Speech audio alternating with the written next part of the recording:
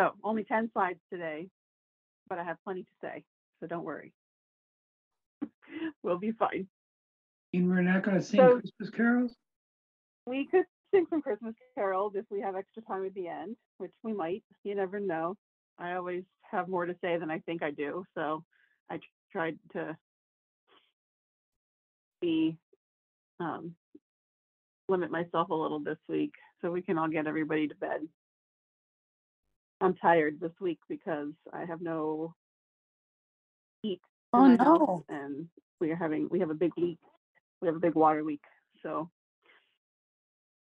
hopefully we can get everybody to bed at a reasonable hour tonight. Oh my. Especially Julia, poor thing, both kids under the weather. Oh my. All right, so anyway, here we go. Today's question is, why do we celebrate Jesus' birthday in December?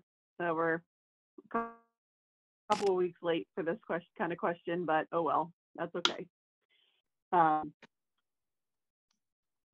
like this question because it kind of, asks us to think about something that we just most of the time assume and don't really ask about. So I like these kind of why questions about some of the basics, and I find that we can get some really good stuff out of it. So as usual, we'll start with our assumptions, and I want to start with the assumption that everyone celebrates Jesus' birthday in December, which is actually not true. There are different groups that do celebrate Jesus' birthday on different dates. There are some Eastern Orthodox churches, like some people in the Egyptian Orthodox Church, Russian Orthodox, Greek Orthodox. They actually celebrate Jesus' birthday on January 6th, which in our calendar is Epiphany. But they celebrate the birth of Jesus on that date because they used a different calendar to calculate what they believed to be the birth of Jesus. And so they have a different situation. And there are also, I thought this was really interesting, there are some people in the Mormon church who believe that Jesus was born specifically on April 6th because of a particularly rigid interpretation of a passage that's associated with Joseph Smith's Revelations that says that it's something like 1,846 years after the birth of our Lord, Joseph Smith had this revelation. And so they take that very literally, and they say, to the day, 1,846 or whatever, I don't remember what the number is, but something like that. And because that revelation occurred on April 6th, that means that Jesus must have been born on April 6th also. That does not take into account the fact that there was no April at this time in history, that there were different calendars being used, and multiple different calendars. And the Jews, of course, had their own Jewish calendar, and so different people were using different calendars, but there was no Gregorian calendar at the time. But we do the best we can with what we've got to try to figure these things out. Something else that I want to point out, as we're talking about this idea of, when was Jesus born? We're specifically talking about month and date in this class, but I wanted to take this opportunity to point out that Jesus was not, in fact, born in the year zero. There was no year zero. We mention in English where we use the initials BC or AD sometimes to refer to which year are we talking about. Are we talking about the one in the current era, the ADs, which stands for Anno Domini, the year of our Lord, translation into English, or BC, before Christ? Interestingly, the BC actually is not a universal thing. So the AD we take from the Latin, the original Latin, and we use that for our initial.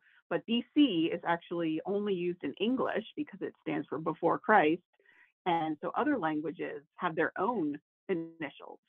So you don't have 3 BC or 583 BC as a universally understood kind of notation, which I thought was really interesting. But the reason that we know that Jesus was not born in the year 1 is because of some of the historical evidence that we have in the biblical story. The most basic of which is that Jesus was born during the reign of Herod the Great, and Herod died in 4 BC. And so Jesus had to have been born before that. And so he could have been born in 4, or he could have been born in 5 or 6 or 7 BC, somewhere around there, but he could not have been born in the year 1 BC or AD. Nowadays, and I'm sure you've noticed this in some of the classes that I've taught that refer to these things, nowadays we don't really use the BC or AD when we're talking about time periods, because it gets a little bit confusing. BC meaning before Christ, and then some people say AD is after death. And so how does that work? Because now there are, approximately 33 years that are not accounted for, not counted, because you can't just go from the year Jesus was born to the year Jesus died and, not miss some time in there. So nowadays, instead of using BC and AD, which actually does not stand for after death, it stands for the Anno Domini, Latin for the year of our Lord. But in order to avoid any of that confusion and any of those religious connotations that make some scholars uncomfortable, nowadays the convention is to use BCE and CE, CE standing for Common Era, and BCE standing for Before the Common Era. So all the numbers that start with 1 and get bigger toward where we are today is called the Common Era, and then all the numbers that go backwards, starting with 1 and moving backwards toward the ancient times, are referred to as BCE. So that is something that we want to keep in mind, that the way that we calculate our calendar is not necessarily connected to any time that Jesus was born. One time I saw a note from someone online that they believed that the United States was 2012 years old because they thought that the calendar was dated from the foundation of the United States, not from the foundation of Jesus. So there's clearly a lot of confusion out there about where these things come from. But I think that's something that we want to keep in mind as we're thinking about this question. Another thing that we want to make sure that we're not kind of just letting sit there is about birthdays. Do birthdays even matter? We today in our particular culture are super into birthdays, right? We throw birthday parties for our children, and we notate when people are born, and we put that on their gravestones. People who have been gone for centuries, who nobody remembers anything about them. There are just a few things that we know about them. We know their name, we know the day they were born, and we know the day they died, because that's what we put on our gravestones. Birthdays are very important to us, but that's not always the case in all cultures. And so when we think about the birth of Jesus, and how do we know that this is even the right date to celebrate? We have to think about this idea of birthdays and whether culturally they would have been important. A lot of people talk about, a lot of scholars say that in ancient Judaism, birthdays would not have been very important because the only people that really cared about birthdays were pagans. They were Zoroastrians who were into astrology, looking at the constellations and figuring out in which constellation you were born and all those different types of things.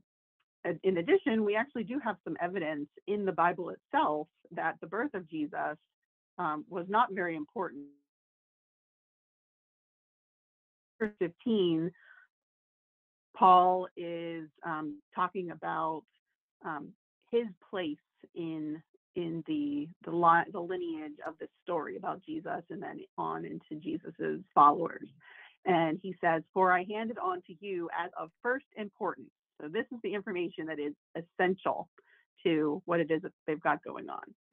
That Christ died for our sins in accordance with the scriptures, and that he was buried, and that he was raised on the third day in accordance with the scriptures, and that he appeared to Cephas, then to the 12. So these are the things of first importance: death, burial, raising, appearances. And that has nothing to do with birth. So for Paul, the birth of Jesus and figuring out when that was and what that meant wasn't really that important.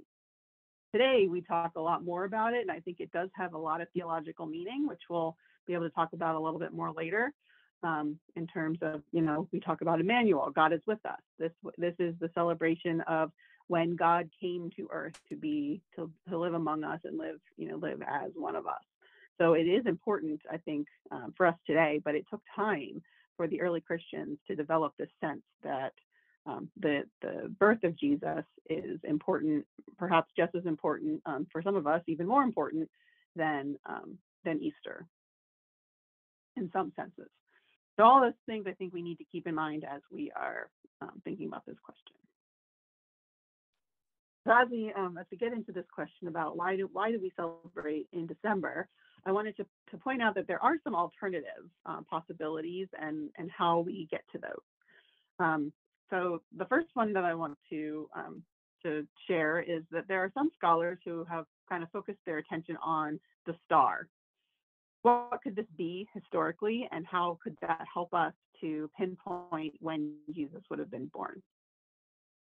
Well, around the time, in the years around the time that Jesus would have been born, there were two astrological events that could have been what they were talking about when they were referring to this star that was followed.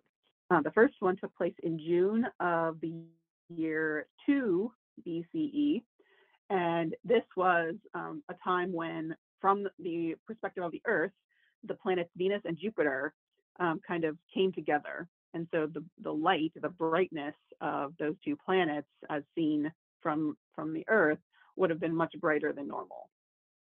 And then in 7 BCE, a few years earlier, Saturn and Jupiter, which of course are two big planets, which do shine fairly brightly, came together, and so that could have been what they saw, that they would call the Star of Bethlehem, and that was in October of the year 7 BCE. So those are two possibilities that some people who have researched this have suggested in terms of being able to pinpoint using biblical evidence.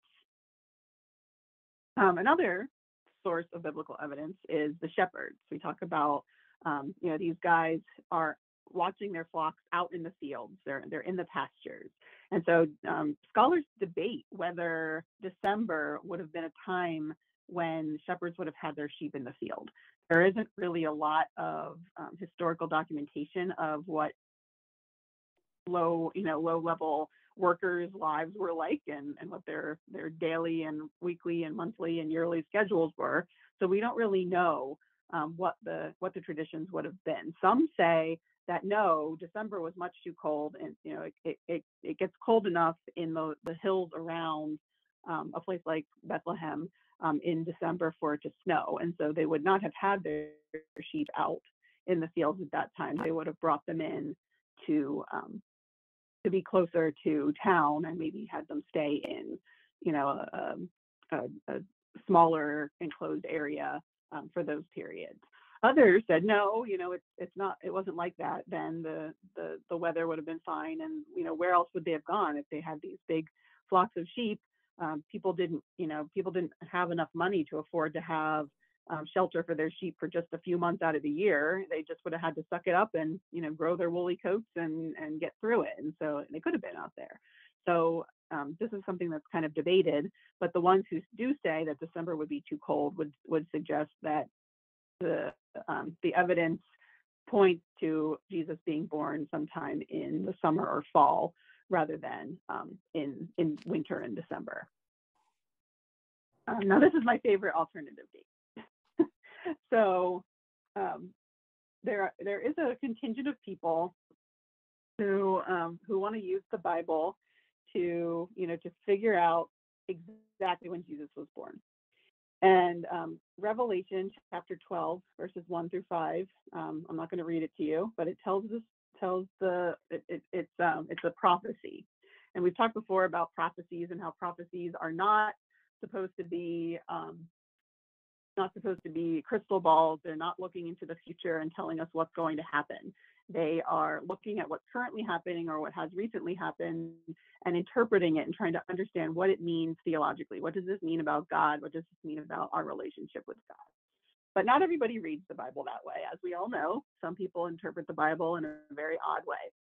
And so what's happening in Revelation chapter 12 is that there is a description of a young woman who has she's wearing the sun as a crown sort of thing, and the moon is beneath her feet, it says.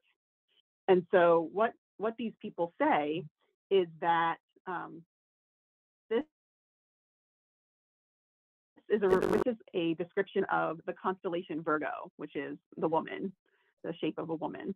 And it tells us in what location the sun and moon are within the constellation Virgo at the time of Jesus' birth.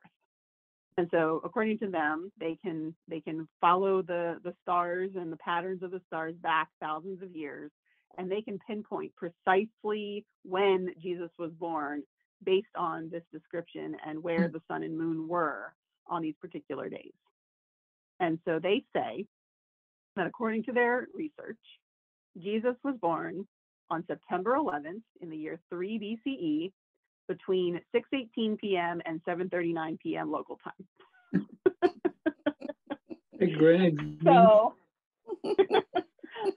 if only I could have that much confidence in my own interpretational skills that I could pinpoint it that closely. That's something like 80 minutes that they, because of where, they had to have the sun and the moon in the right spot. Plus, it was the day of a new moon, which of course makes it even more meaningful because, of course, it's a new moon, it's a new Jesus, it's a new era, all that type of thing. So those are some possible alternatives to the December. And I really love that last one. But here is one last one that's a lot of people kind of buy into, that actually potentially has some biblical interpretational merit. It's called the Zechariah calculation. So Zechariah is the father of John the Baptist, who is the cousin of Jesus. So we're going to follow through the logical progression of how they figure this out. We're going to start with Luke chapter 1, verses 5, and then we're going to skip to 8. It says, in the days of King Herod of Judea, there was a priest named Zechariah who belonged to the priestly order of Abijah.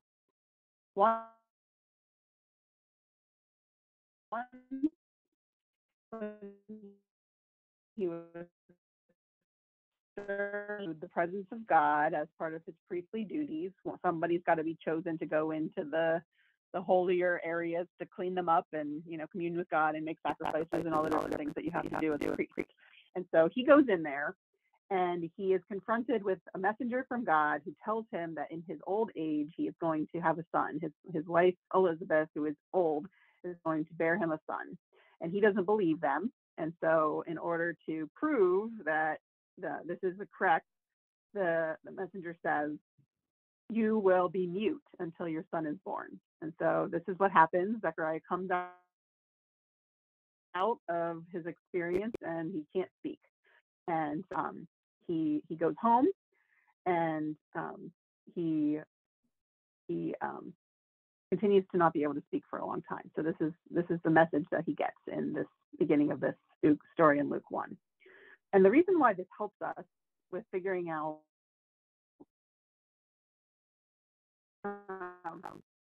when Jesus was born mention of which priestly order Zechariah comes from. He comes from the priestly order of Abijah, or Abiyah, maybe.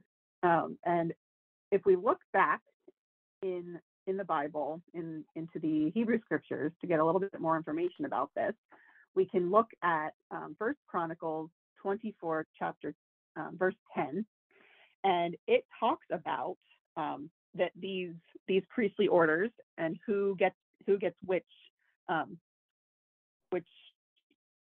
duty, so to speak.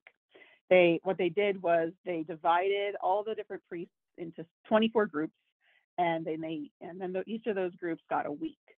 And so this is telling us that Zechariah was a priest, and he would be part of the Abijah group, which was the 8th of 24.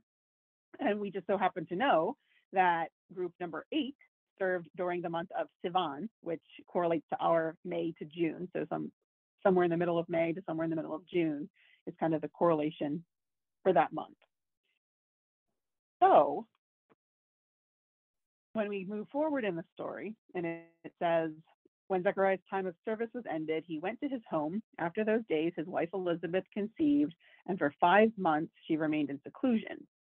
In the 6th month, the angel Gabriel was sent by God to a town in Galilee called Nazareth. And this is the beginning of the story of the Annunciation, Mary being told that she is going to bear a son.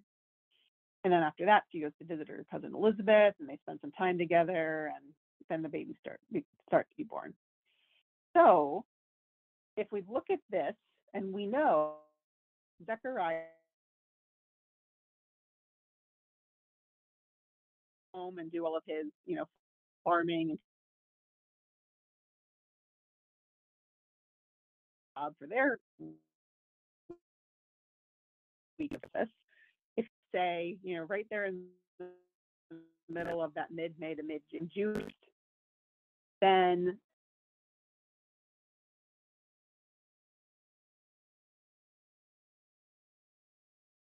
his son John could be conceived on first. Then Jesus, according to this story, is conceived 6 months later, which would be December 1st. And so then Jesus' birth date would be around September 1st of the following year if Mary carried him to term. So according to the Zechariah calculation, Jesus would have been born in September, maybe late August. So this is yet another example. Somebody have a comment?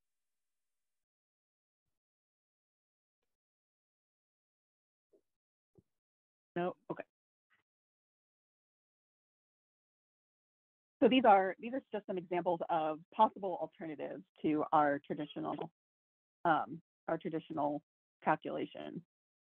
So those are some possible alternative options in terms of when Jesus' birthday could have been, when we might want to celebrate Jesus' birthday.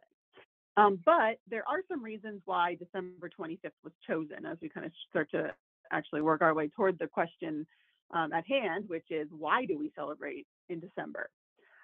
The standard take that people tend to give is that we celebrate Jesus' birthday on December 25th because in the early times of the transition of Christianity from being this movement of people in the backwater of the Roman Empire into becoming the actual religion of the emperor and the entire empire, they wanted to replace some of the more popular festivals of the pagan religion with Christian festivals, so that people could still celebrate with their yearly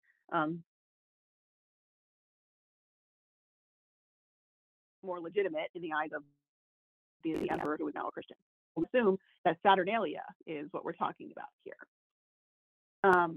Saturnalia being one of the big festivals in the pagan Roman calendar, where they would feast and throw parties and give gifts and all kinds of things like that. But the problem with that is that Saturnalia actually started on December 17th, and even at its height of length of time that it was celebrated, it was over by the 26th ran for replacing Saturnalia specifically. There are some other festivals from the Roman religion that could have fit better into the December 25th idea, but a lot of scholars today kind of believe that that wasn't really what it was about. And so Saturnalia is not really as popular an option anymore. There are some possibilities, though, when it comes to December to winter solstice. One of them is a hero, a true hero, like a Jesus or a Hercules, or any of these other characters that we see from other types of mythology, have to live what they called a balanced life. And so the idea, that's wrong. Anyway, the idea that if Jesus died on or near the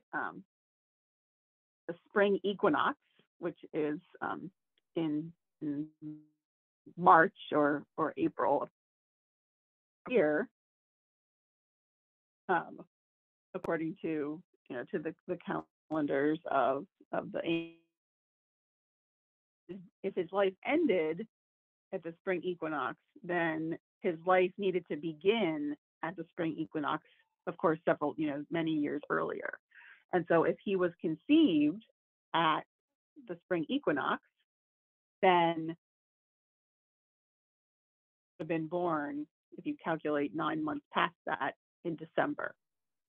And so in the early church, there was a theologian named Hippolytus in the 3rd century,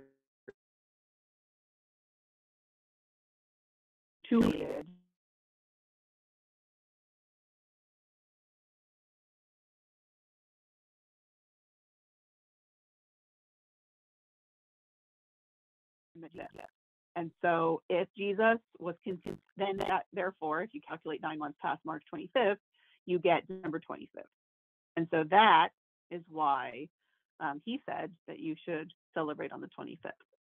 But as I mentioned earlier, this was an idea that was taken up by the Western churches in the Roman Empire, but the Eastern churches used a different calculation, and so they calculated, and they got April 6th as the date of the equinox that year, and therefore they would celebrate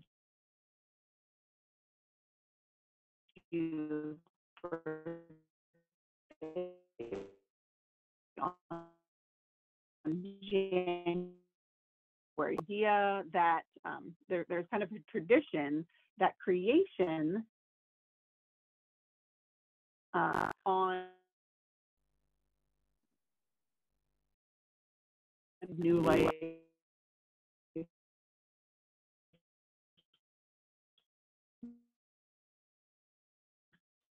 to grow and that kind of thing. And so the idea that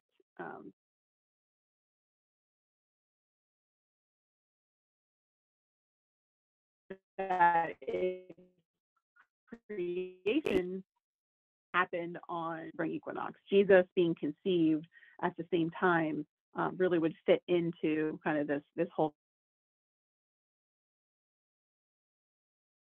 concept that March time is often when Passover falls. And if we look at, if we think about the Jewish background of the death of Jesus, it happened during the Passover, right? We have the Last Supper, where they have the Passover meal together in the upper room before Jesus is arrested and tried and sentenced to death. And so if Jesus is your Passover, then that kind of fits in too. There can be calculations done to determine when Passover would have been in that particular year or set of years, if you're looking at it. And then you can determine, of course, because Joseph has a balanced life, that he would therefore have been conceived on the same day that he died. And so the Passover, the religion also comes into play here. So because we've got the religious calendar, we've got the astrological calendar, we've got this theological tradition about creation and about the balancing of the life of the hero. All of this kind of comes together so that we get this idea that Jesus would have been conceived on March 25th and therefore born on December 25th. And so ultimately, that is why today we in the West, at least, all pretty much agree that we will celebrate Jesus' birthday on December 25th. So any questions or comments about that?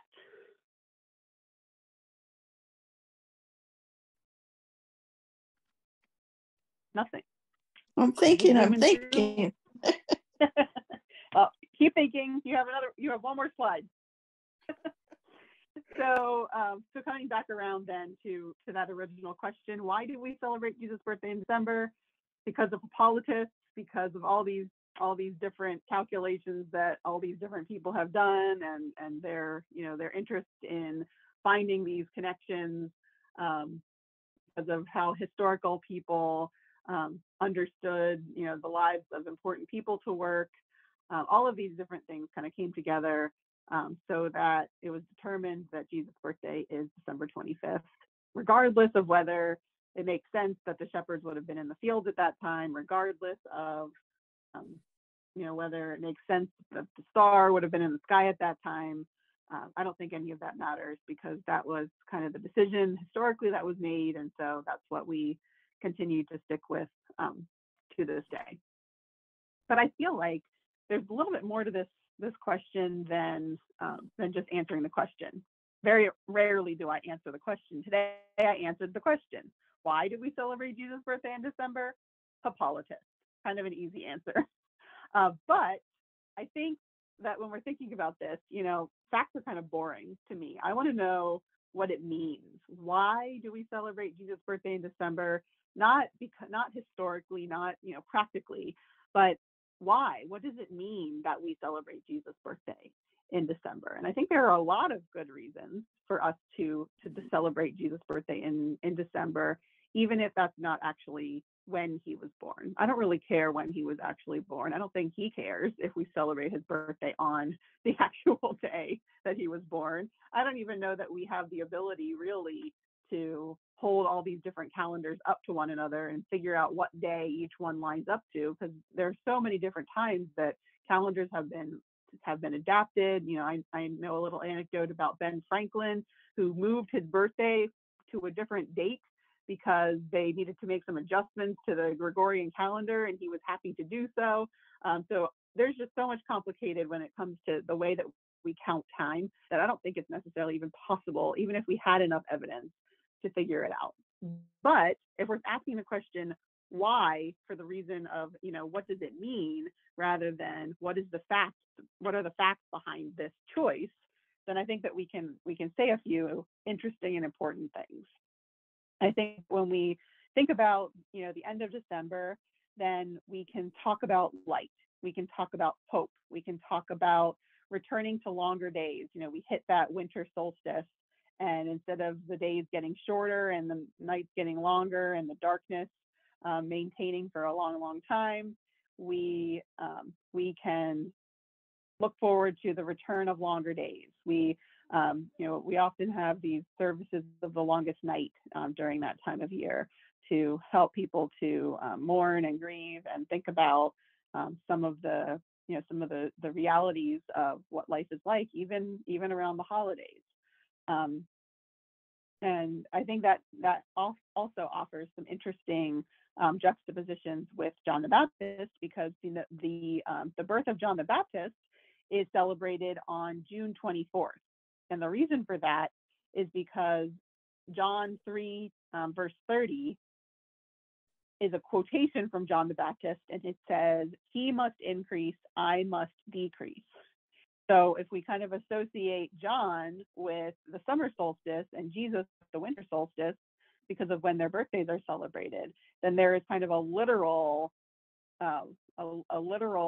connection of the increase of Jesus, of the light, and a decrease of John, of the increasing darkness that kind of starts in June and rolls all the way to December.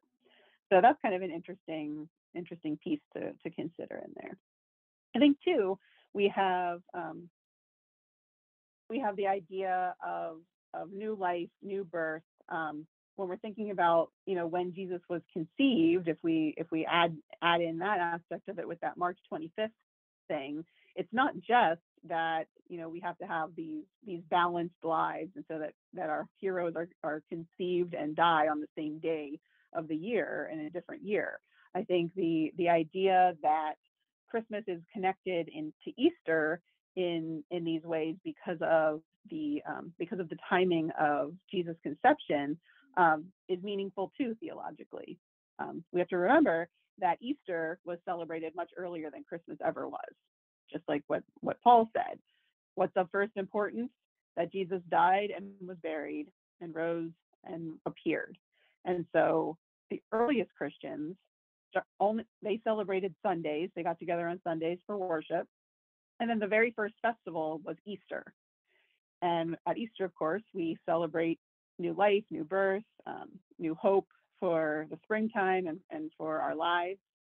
And so to connect the birth of Jesus to that, because Jesus is conceived on March 25th, just right around the same time that all those things are happening, then that helps us to kind of make those types of theological connections as well. Cool. And I think, did you have something? No, I just said cool. Oh, okay. I think too, I mentioned about the creation and how there was a tradition that creation took place or started on the spring equinox. I think that there's something poetic to the idea that Jesus would be conceived, would kind of enter the world for the first time during that same time that we connect to creation, because we've got the creation, the word of creation. God spoke and it was so. Let there be light, and there was light. And so we've got the word of creation connecting to the word of redemption.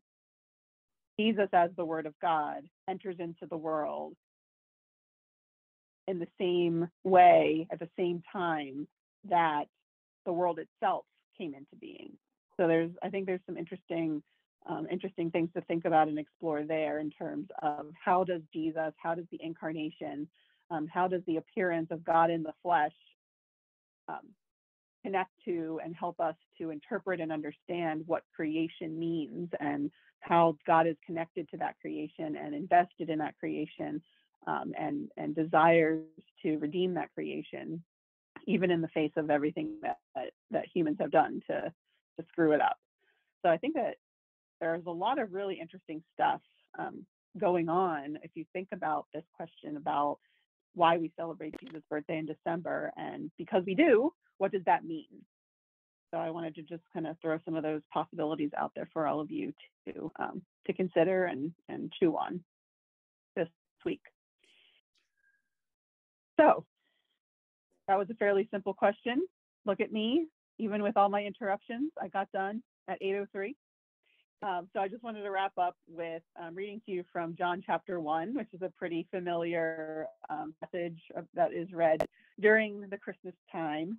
It isn't the story of the birth of Jesus, but it is kind of a more abstract and theologically meaningful interpretation of what it meant that Jesus came into the world. So I wanted to read this to you as we wrap it up. In the beginning was the Word, and the Word was with God, and the Word was God. He was in the beginning with God. All things came into being through him, and without him not one thing came into being. What has come into being in him was life, and the life was the light of all people. The light shines in the darkness, and the darkness did not overcome it. So I feel like pretty much everything that I just said is all wrapped up in those 5 verses in a very, poetic and kind of neat way. We've got the images of light, we've got the images of hope, we've got the images of new birth, we've got the connections to creation and the idea that Jesus is part of that creation story and the relationship that God has with what God created, and all wrapped up in John's understanding of who Jesus is. And I think our celebrating Jesus' birthday in December helps us to make that connection when we think about our calendar and the way that we kind of order our year. So that is what I have to say about that one. Questions, comments, disagreements? You didn't show us slide 10. Well, that's next week's question. I don't want to reveal too quickly while we're still talking about this. Well, I don't mean this to be disrespectful or anything, because I celebrate Christmas, for the reason. I mean, it makes sense to me, and I like to celebrate Christmas. But there's also a lot of other holidays around that time, and people get really angry if you even mention something else, And I always feel like my friends who celebrate Hanukkah just, I don't know, they feel really left out sometimes. I mean, that some of the Jewish families even have Hanukkah trees because they don't like all the attention going to Christmas. But it just seems like people just get not fanatical, but rabid over it, And just what you're pointing out, it could have been any time. It might not have been on that day. And that's not the important thing. The important thing is that we celebrate his birthday.